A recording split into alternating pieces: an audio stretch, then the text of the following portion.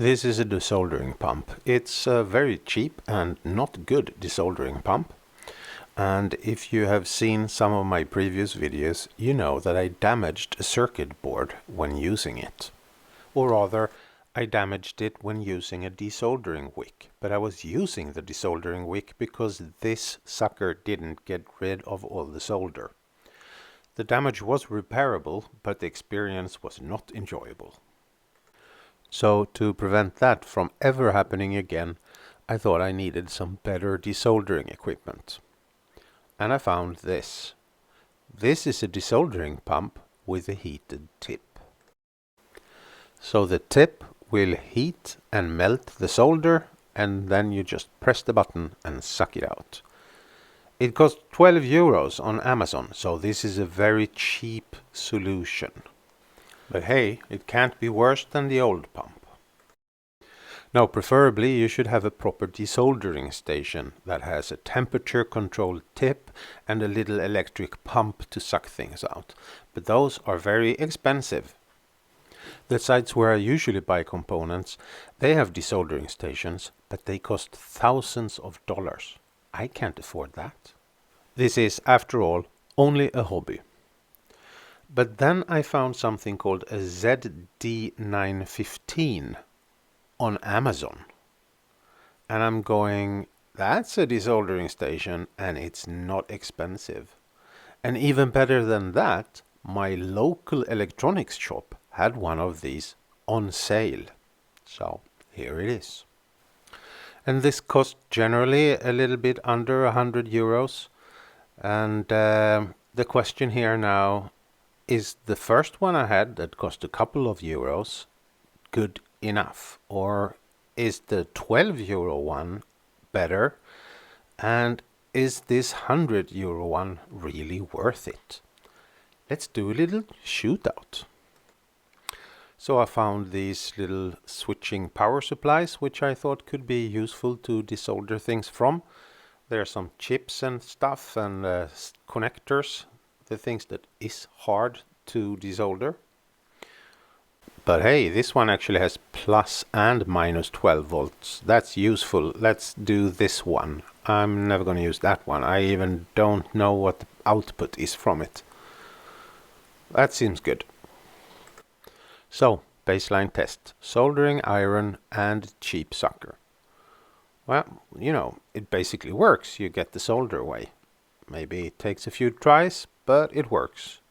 If you've desoldered anything, you already know this. And it took a few tries, but the component came out and it's reasonably clean. Now let's bring out this heated tip sucker and plug it in and wait for it to heat up. No, not hot enough. Still not hot enough. Yeah, still not hot enough.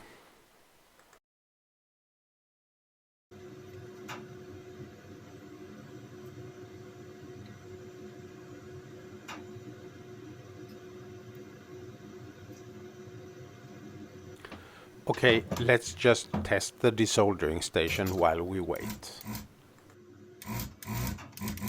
Yeah, phaser gun.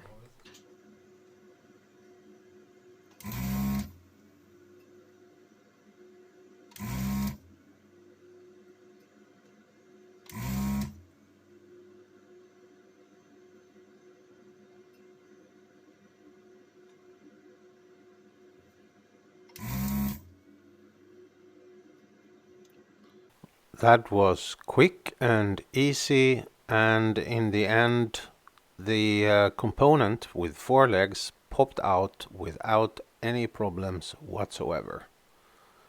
And after desoldering a few more things with the desoldering gun, I went back to the manual desoldering gun, and it was hot enough now, and components came out easily with that as well. So that's a budget alternative. But it has a few drawbacks. For example, you have to hold it very strangely. Normally you want to hold it far up like this, like a normal soldering iron. You hold it as close to the tip as possible. But you can't do that because then you can't reach the button. You instead have to hold it very far away. That's an awkward and weird position to hold it. Maybe it's not a big problem, but it feels kind of weird. Two-handed operations are awkward. It's also not temperature controlled. With a normal cheap sucker, you use your standard soldering iron, and that should be temperature controlled.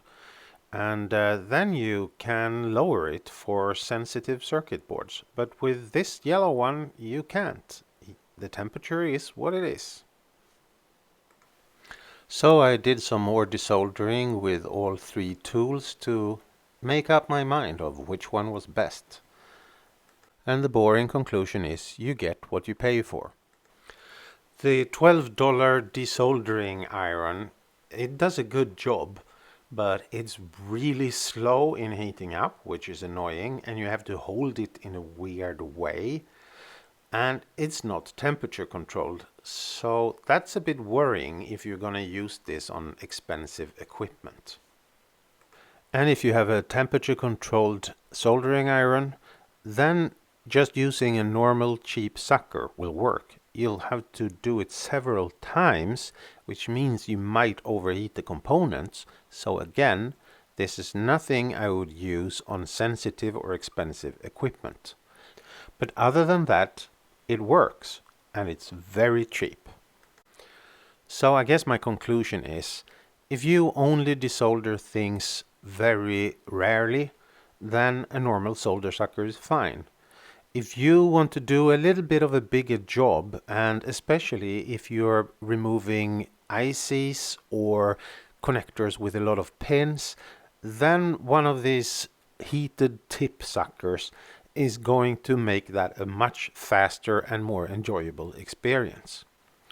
But if you're working on something expensive or sensitive, or if you do a lot of desoldering, then you need a soldering station. So I guess that's pretty expected, right? You get what you pay for. You need good equipment if you do it a lot.